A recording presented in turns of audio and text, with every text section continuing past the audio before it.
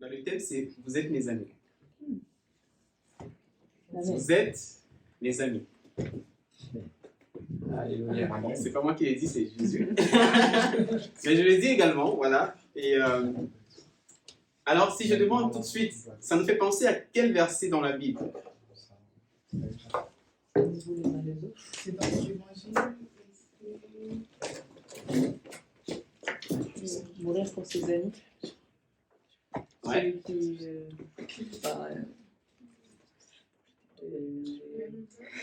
j'arrive peut-être pas à parler là-dessus. Il n'y a pas de plus grand amour que Voilà. de donner sa vie pour ses amis.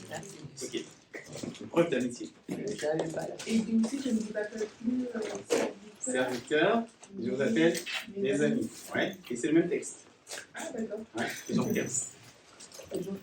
Ouais. Effectivement, il y a dans une phrase, c'est une phrase en fait que Jésus va déclarer à ses disciples. Et elle est très simple en fait, mais remplie de beaucoup d'enseignements.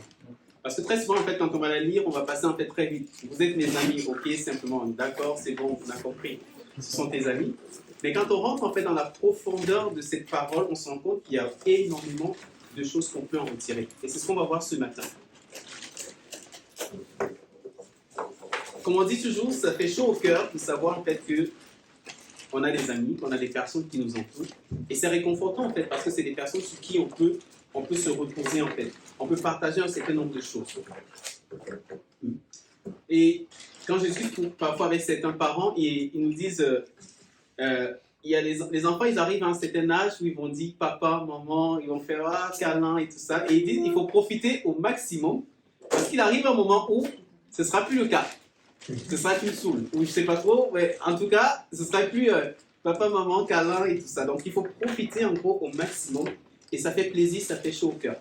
Et ça ne dure pas forcément tout le temps. Hein. Je veux dire, le fait qu'ils changent de phase, à un moment donné, ils reviennent aussi à cette, finalement à cette intimité-là. Et très souvent, quand on devient parent, on se rend compte en fait on a ce besoin-là vis-à-vis de nos enfants et on se dit, voilà, nos parents ont aussi ce besoin-là vis-à-vis de nos parents. Ce qui fait que cette relation, finalement, reprend en fait tout son sens. Donc, ça fait toujours plaisir, en tout cas, de savoir qu'on a des personnes autour de nous sur qui on peut compter. Et même si on oublie que la relation peut être également bilatérale. Parfois, on oublie ça. Et c'est ce que Jésus, en tout cas, va essayer de montrer à ses disciples, et on va le lire, hein. Pour dire, voilà, il y a une relation qui est amie entre moi et vous, mais une relation aussi qui est amie entre vous et moi, Jésus, finalement. Si je vous appelle mes amis, ce n'est pas dans un seul sens, en fait, mais c'est dans les deux sens, en fait, qu'on doit pouvoir le vivre. Un verre qui se vide a autant besoin d'être rempli pour se vider à nouveau. J'ai créé une citation, là. Vous pouvez noter. Un verre qui se vide a autant besoin d'être rempli pour se vider à nouveau. Il y a un proverbe anglais qui dit « Nous ne connaissons la valeur de l'eau que lorsque le puits est à sec. » C'est là quand il manque d'eau qu'on se dit « Ah mince alors, on a besoin d'eau. » Pour montrer encore l'importance de l'amitié, de la chaleur que Jésus est en train de communiquer à ses disciples et qu'il veut également qu'ils soient présents avec les autres. Ce n'est que l'introduction. On va lire dans Jean 15. Vu que, mesdames, vous avez trouvé le texte. Colombe va lire. Jean 15, à partir du verset 9. Jean 15, verset 9. Alors, comme le Père m'a aimé, je vous ai aussi aimé. Demeurez dans mon amour. Si vous gardez mes commandements, vous demeurez dans mon amour. Le Père que j'ai gardé... Alors, vous demeurez dans mon amour, de même que j'ai gardé les commandements de mon Père et que je demeure dans son amour. Je vous ai dit ces choses afin que ma joie soit en vous et que votre joie soit parfaite. C'est ici mon commandement, aimez-vous les uns les autres comme je vous ai aimé. Et ce verset, il n'y a pas de plus grand amour que de donner sa vie pour ses disciples. Vous êtes mes amis si vous faites ce que je vous commande. Je ne vous appelle plus serviteur parce que le serviteur ne sait pas ce que fait son maître, mais je vous ai appelé amis parce que je vous ai fait connaître tout ce que j'ai appris de mon Père. Ce n'est pas vous qui m'avez choisi, mais moi, je vous ai choisi et je vous ai établi afin que vous alliez et que vous portiez du fruit et que votre fruit demeure, afin que ce que vous demanderez au Père en mon nom, il vous le donne. Ce que je vous commande, c'est de vous aimer les uns les autres. Amen. Trois choses qu'on va voir aujourd'hui, trois points principaux. Il y en a un qui sera un peu plus costaud en tout cas. Et les autres aussi ont également tout leur sens en tout cas dans ce message. Les trois points, trois dimensions, trois relations. Et la première relation, c'est une relation d'amitié de Jésus pour ses disciples. Jésus vis-à-vis de ses disciples. Dans le texte, on est un peu dans les, pour rentrer un peu dans le contexte, on est dans les derniers jours en fait de Jésus sur la terre. Il va bientôt partir. Il va bientôt accomplir cette mission qui était de mourir sur la croix. Et il n'est pas sur son lit de mort. Hein? On est bien d'accord? Mais il va exprimer ici quelque part ses dernières volontés vis-à-vis de ses disciples. Il sait que son départ ne va pas être facile en fait pour les siens. Mais il a besoin de leur donner sur ce quoi ils vont devoir se tenir. C'est finalement ça. Il se dit, vous avez marché avec moi, vous avez été avec moi. Et j'ai besoin de vous rappeler ces choses en fait. Vous êtes les amis. Il y a une relation particulière entre vous et moi. Et voilà le trésor que je vous confie et que je vous demande de garder et de perpétuer. L'amour du Père pour Jésus est le modèle d'amour qu'il a pour ses disciples. Je vous ai aimé, je vous aime comme le Père m'a aimé. Je l'ai copié de mon Père et finalement, je le réalise également. Et c'est ce qu'on va souvent voir même sur nos enfants. C'est que très souvent, ils vont copier des choses que les parents font en fait. On a les petits bouts aujourd'hui, quand on rentre et qu'on enlève les chaussures, ils savent que les chaussures doivent être rangées dans un placard particulier. Donc du coup, ils vont à la porte pour cogner et tout, et on ouvre et ils rangent les chaussures. C'est parce qu'ils nous voient en fait ranger nos chaussures là, à cet endroit. Et on leur communique en fait. Il y a des choses que parfois on transmet sans s'en rendre compte, et que finalement ils intègrent dans leur croissance. Et Jésus dit, voilà, moi j'ai pris cela au Père, et je l'exécute en fait dans ma vie. Et on verra en fait que par la suite, c'est pour leur donner également de comprendre que vous devez le prendre également en moi pour pouvoir le vivre également avec les autres. L'objectif de Jésus pour ses disciples, c'est qu'ils soient dans la joie. Quand il y a de la joie, il y a de la liberté. Et on est dans une situation, en fait, dans une position d'épanouissement. Contrairement, en fait, à une situation où c'est plutôt tendu, où il y a du stress, où il y a de la peur, en fait, qui se dresse. Et Jésus leur donne, il a dit, mais soyez dans la confiance, en fait, avec moi, vis-à-vis de moi. Je veux qu'on vive une relation simple, une relation pure, une relation qui est bonne, en fait, où vous êtes épanoui, où vous avez la joie de vivre. C'est pourquoi je vous appelle mes amis. Il est bien à l'aise. Il est bien à l'aise. L'amour de Jésus ne se dit pas seulement. Il ne reste pas au mot. Mais il y a l'acte, en fait, qui est présent. Et là, il va le dire. Il n'y a pas de plus grand amour que de donner sa vie pour ses amis. Là, on disait, on est quand même un peu dans la phase, les temps de la fin de Jésus, de son séjour sur la terre. Et il leur rappelle, en fait, cela. Je suis venu pour mourir à la croix pour vous. Mon objectif, c'est de donner ma vie pour vous afin que vous ayez la vie en abondance, la vie éternelle, en fait. Ce que vous avez perdu, ça va pouvoir être réconcilié. On va pouvoir le rebâtir, en fait, le reconstruire. Je vais donner ma vie pour vous à la croix. Preuve palpable de son amour pour ses disciples, mais également pour chacun de nous. Je ne vous aime pas simplement par parole. Je le démontre. Je l'accomplis.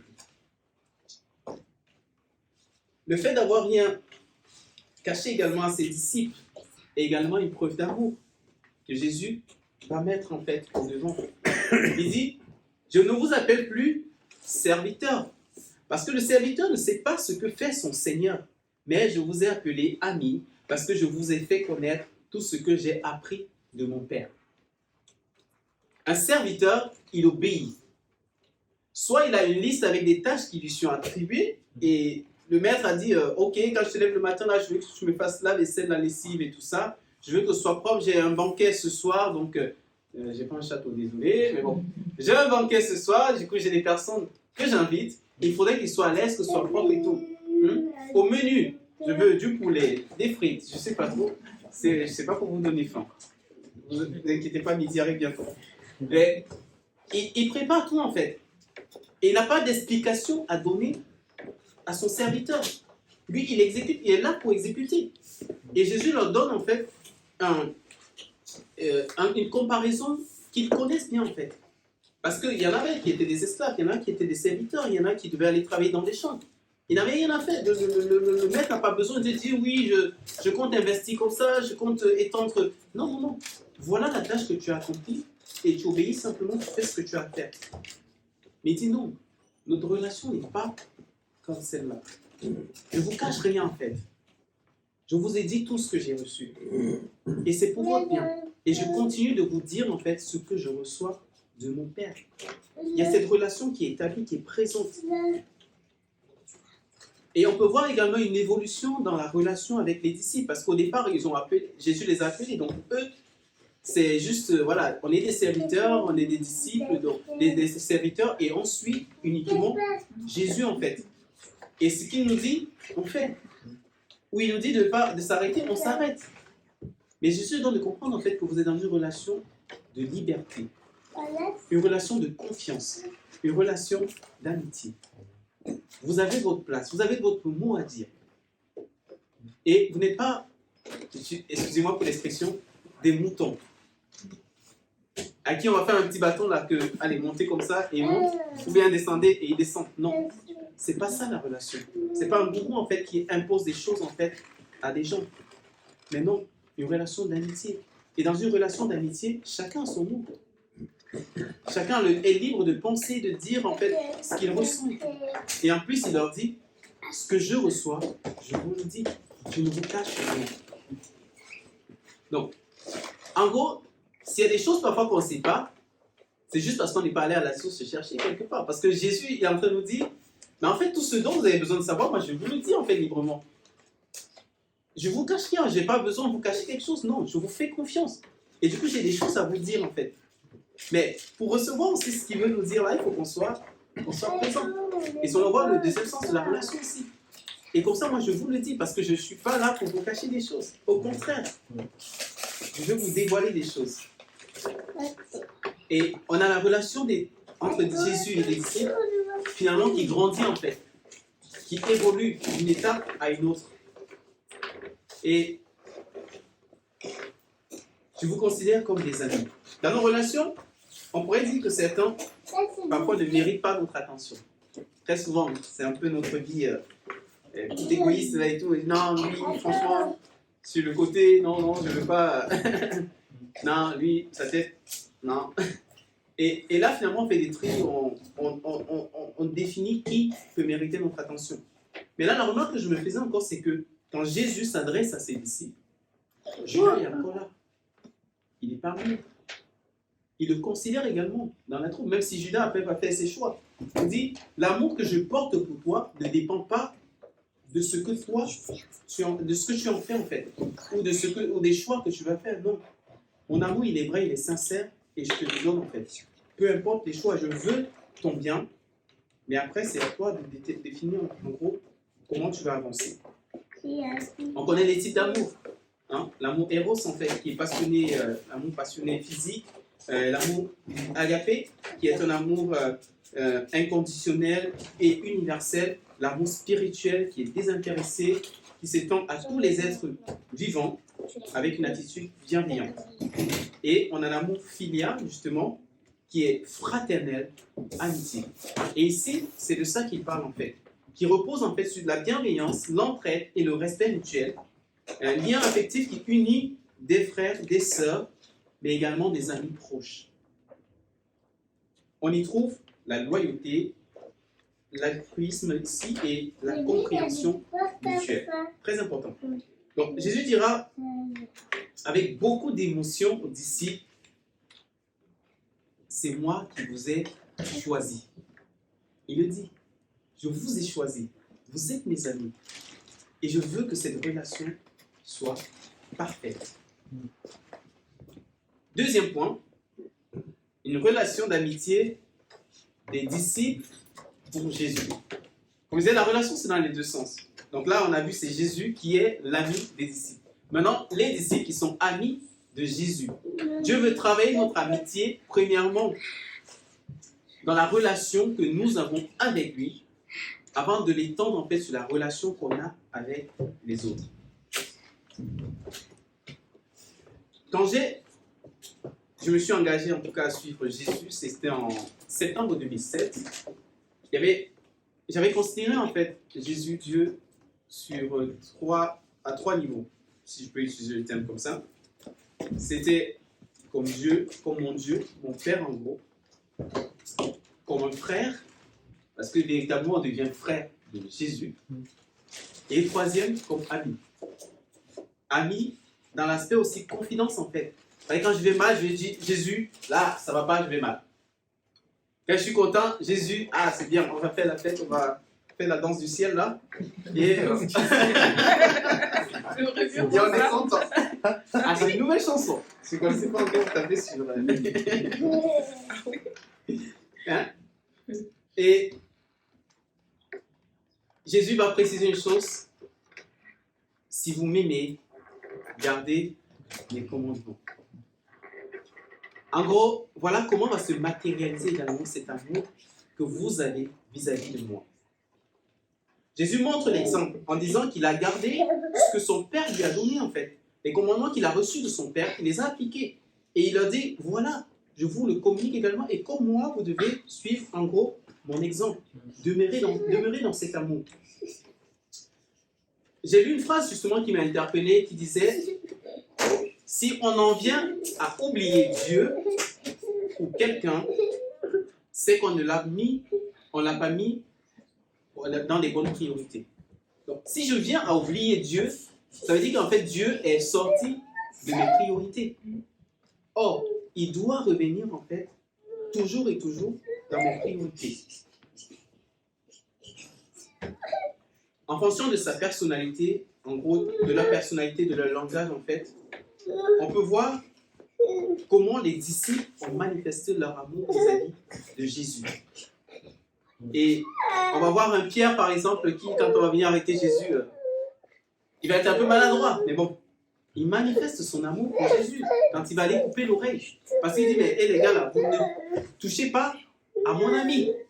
Et il va le défendre, en fait. Et il montre ici son amour, même si l'acte qu'il a posé n'était pas correct. Mais dans le fond, il démontre en fait l'amour qu'il a pour Jésus. Et quand on lit le livre de Jean, Jean se présente comment? Ouais, exactement. Jean se présente comme le disciple que Jésus aime. Et du coup, on a souvent mal un peu interprété le texte en fait en disant que Jean était le disciple préféré de Jésus. Mais non, Jésus n'avait pas de disciple préféré. Tous, il les aimait d'un même amour. Mais quand Jean écrit ce texte, en fait, il écrit bien après que Jésus soit parti. En fait, je veux dire, c'est après qu'ils aient vécu ces moments avec Jésus. C'est pas quand il vivait avec Jésus qu'il écrivait que oui, je suis le disciple préféré de Jésus et tout ça. Mais il se réclame en fait comme étant un disciple aimé de Jésus en fait. Pour lui, cet amour existe en fait entre Jésus et lui, ou lui et Jésus en fait. Et c'est pourquoi il peut le relever. Et justement, quand on va aller plus loin aussi, et quand on regarde en fait la relation, le partage qu'ils avaient et tout, on nous dit que Jean, il avait tendance en fait à déposer sa tête en fait sur la poitrine de Jésus. Signe encore de son amour, pour dire voilà, tendrement en fait, il aimait son Jésus. Il aimait son Jésus. Alors, on va lire un texte, c'est dans Jean 6.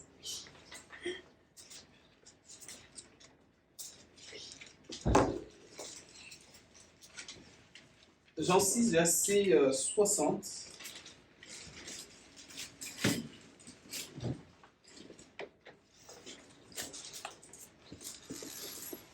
Alors, plusieurs de ses disciples, après l'avoir entendu dire « Cette parole est dure, qui peut l'écouter ?»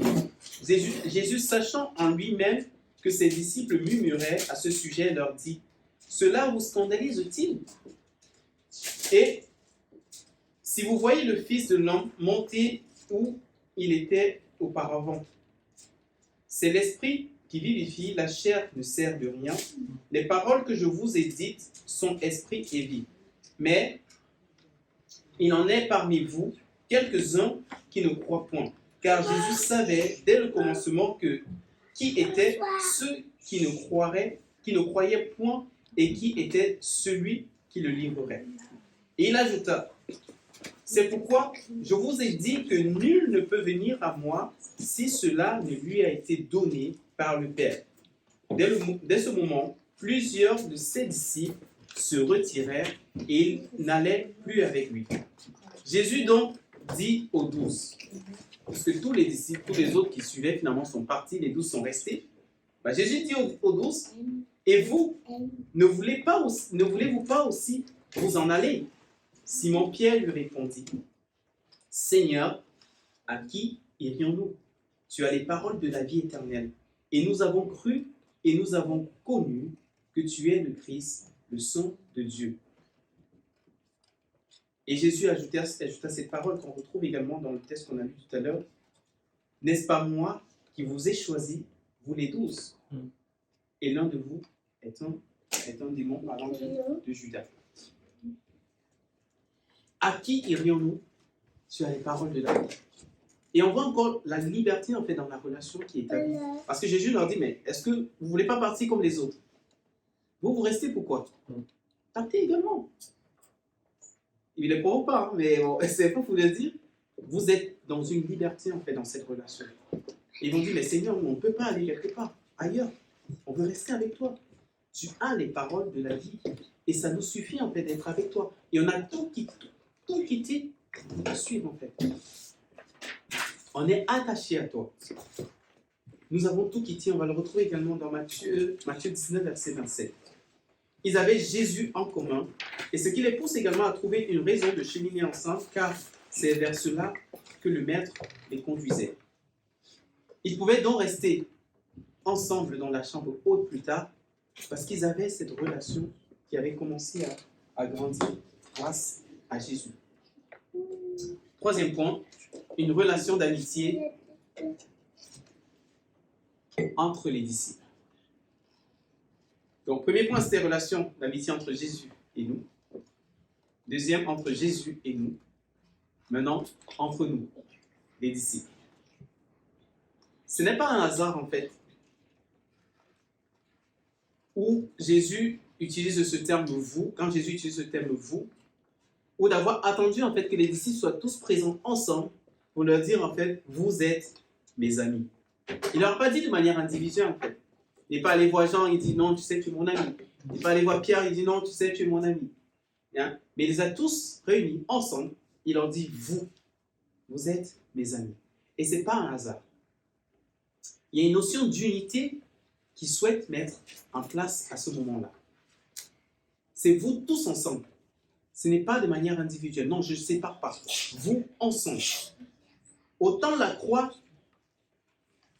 est verticale, symbolisant notre relation avec Dieu, autant elle est horizontale, symbolisant également notre relation entre nous, frères, disciples et tout, et au-delà, parce que l'objectif c'est de toucher le plus grand nombre, et cet amour s'est manifesté également pour tous les autres, pour tout le monde. C'est cet amour en fait qui va pouvoir être répandu ensuite pour les autres. L'amour qui va grandir au sein du groupe, au sein du petit nombre.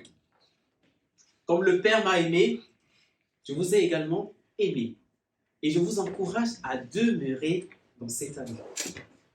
Ce n'est pas vous qui m'avez choisi, mais c'est moi qui vous ai choisi et je vous ai établi. Pourquoi? Afin que vous alliez, que vous portiez du fruit et que votre fruit demeure. Il y a un objectif là, porter du fruit. Alors ce que vous demanderez au Père, en mon nom, il vous sera donné. Ce que je vous commande, c'est de vous aimer les uns les autres.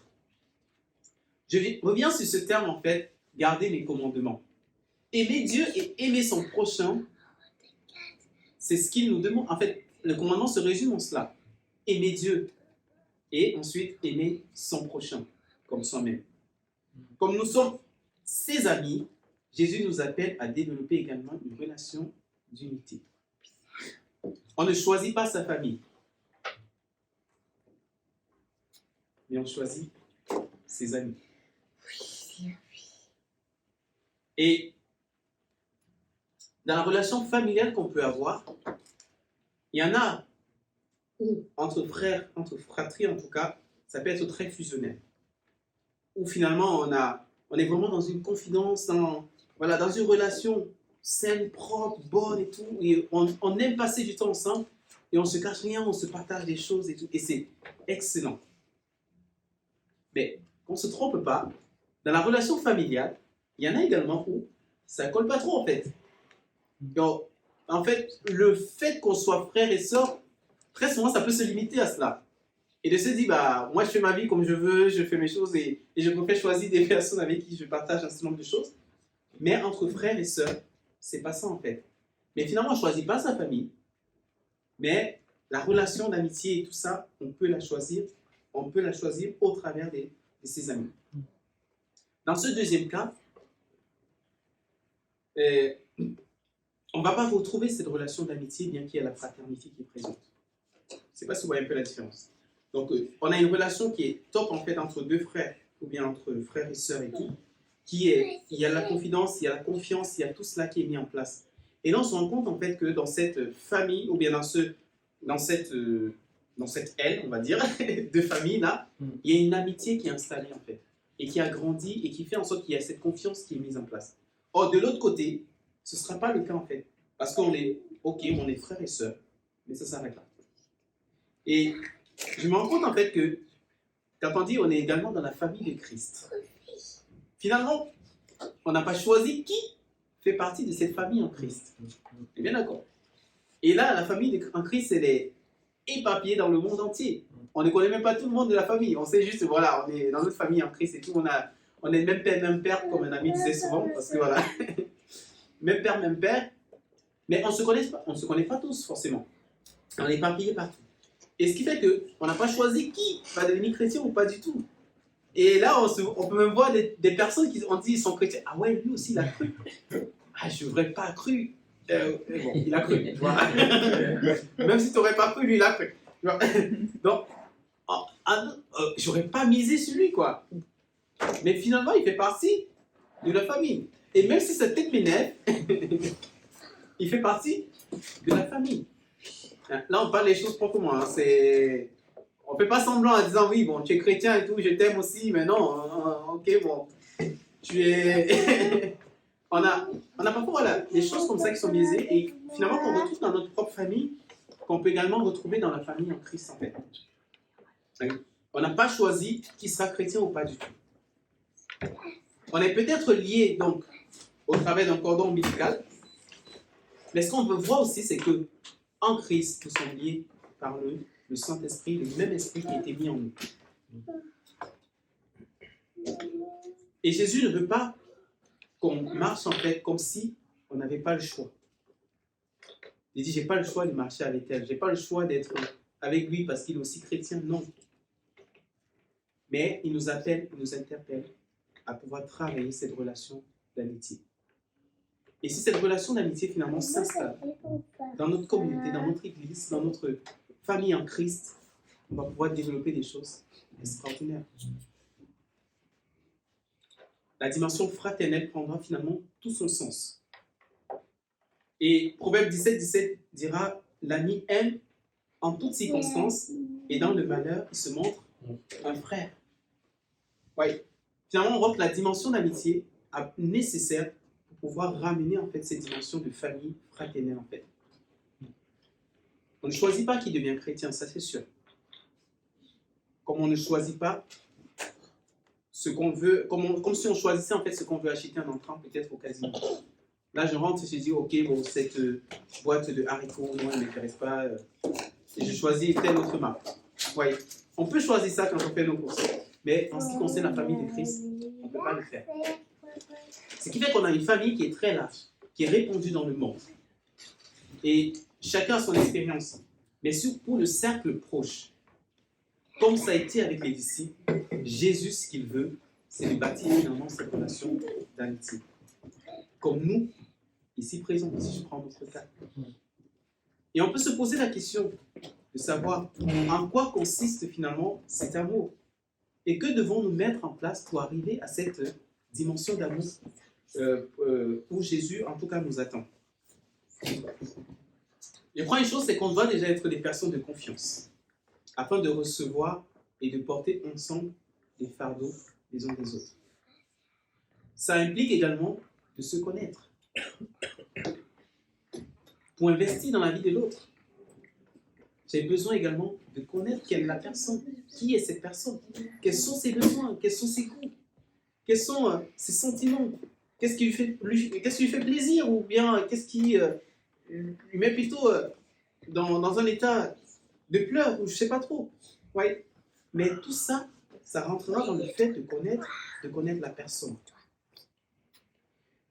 Et je vais pouvoir prier pour cette personne avec un véritable fardeau. Et un frère me disait, le défi dans l'intercession, c'est de voir Dieu exaucer la prière de quelqu'un pour qui nous avons prié et pas la nôtre alors qu'on a le même sujet de prière. J'ai le même sujet de prière que la personne. Je prie pour nos deux sujets. Dieu exauce notre personne et moi non. Mais je dois pouvoir me réjouir pour cette personne-là. Et là, c'est une dimension très importante dans l'intercession. Dans cette relation d'amitié, c'est aussi être prêt à accepter les remarques, en fait, des uns et des autres.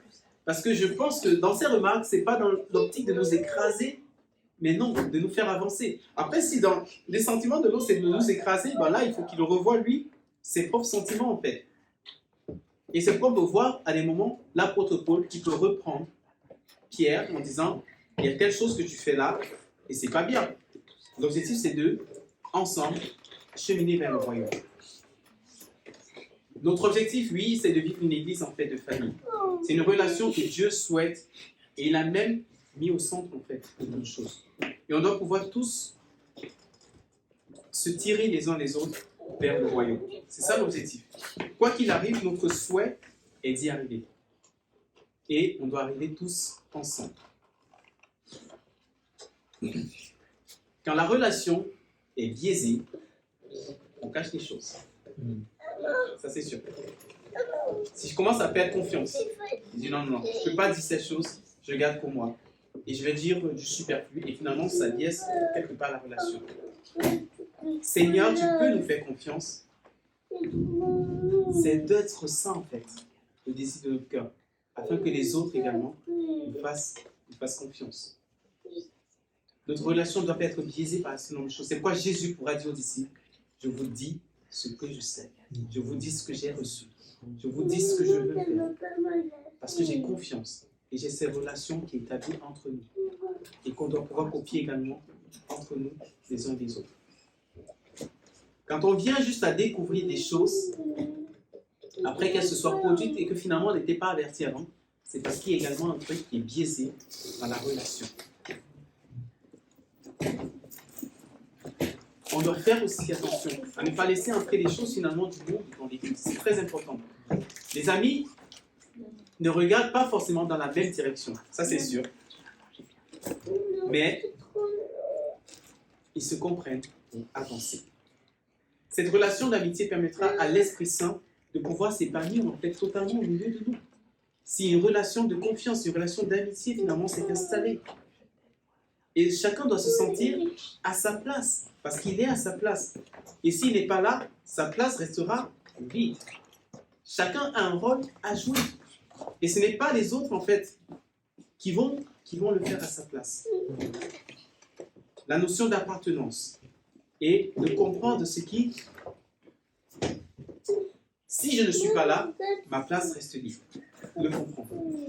Et tout à l'heure, pendant qu'on faisait la louange, que je suis en train de repenser au message, je disais en fait que finalement, en tant qu'église, cellule d'église et tout, on est une team en fait. Un groupe. Hein? Et j'ai écrit dans mon papier #Oasis. Pour rentrer un peu dans la mode. #Oasis.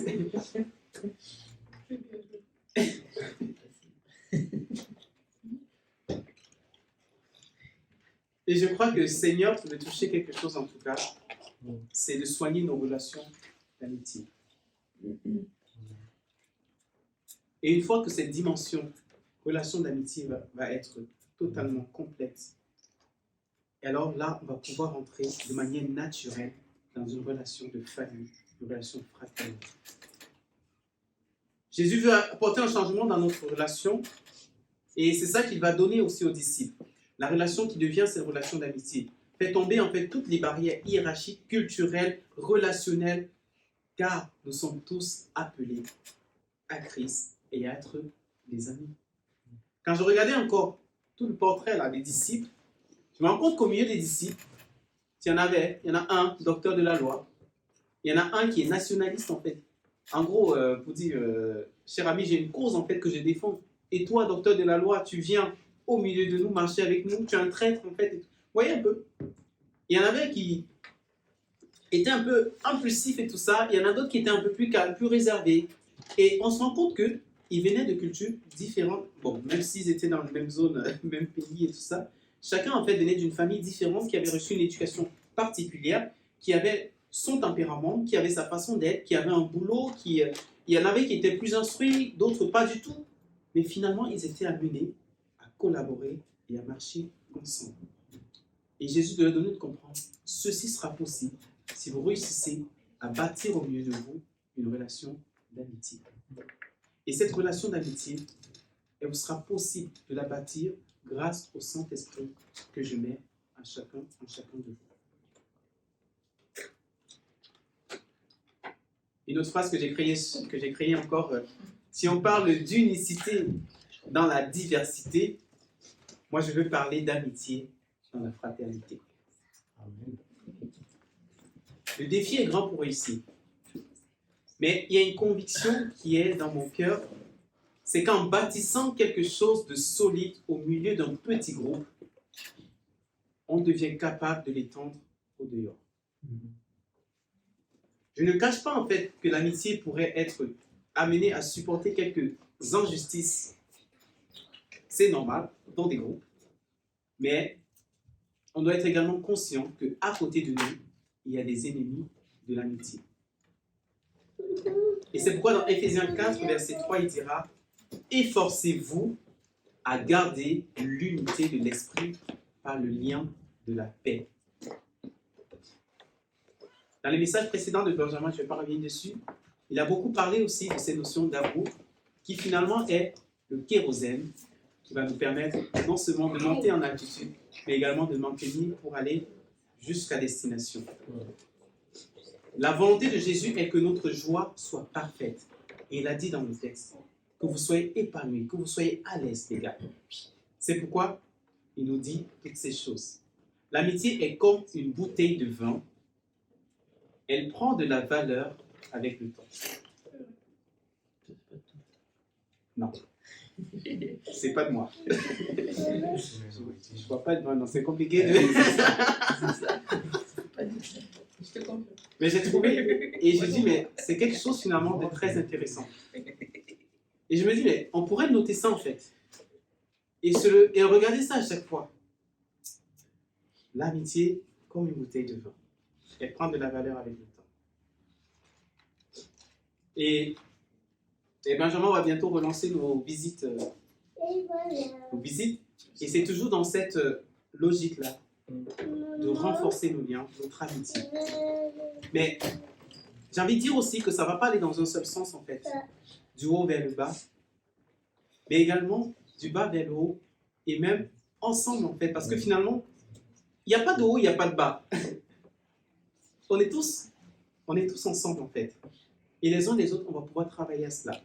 Et je me disais, il y a un défi qu'on peut peut-être relever pour cette semaine. C'est de se dire, on est tous ensemble, on est un groupe. Mais il y a des aspects sur lesquels on ne se connaît pas forcément tous.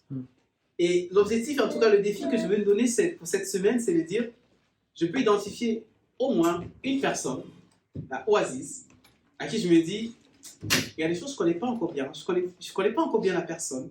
Je ne connais pas vraiment quels sont ses défis. Je ne connais pas quelles sont ses joies et tout ça. Et je vais me connecter avec cette personne pendant cette semaine.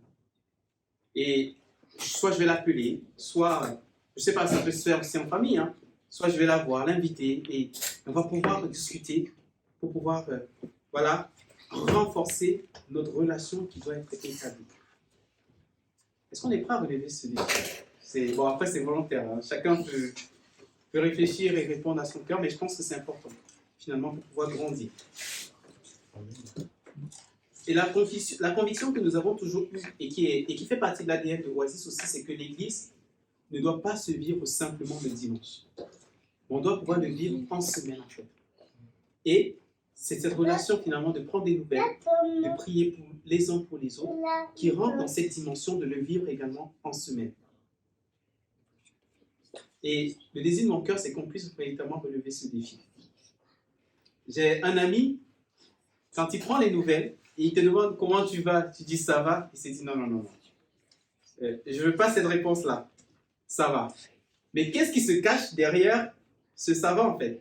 Et là, il veut rentrer vraiment dans les profondeurs, se dire ok, bah, pourquoi tu me dis ça va et tout. Et du coup, il va t'inciter finalement à dire des choses. Et finalement, tu te rends compte à la fin que mais oui, j'ai dit ça va, mais en fait, ça va pas.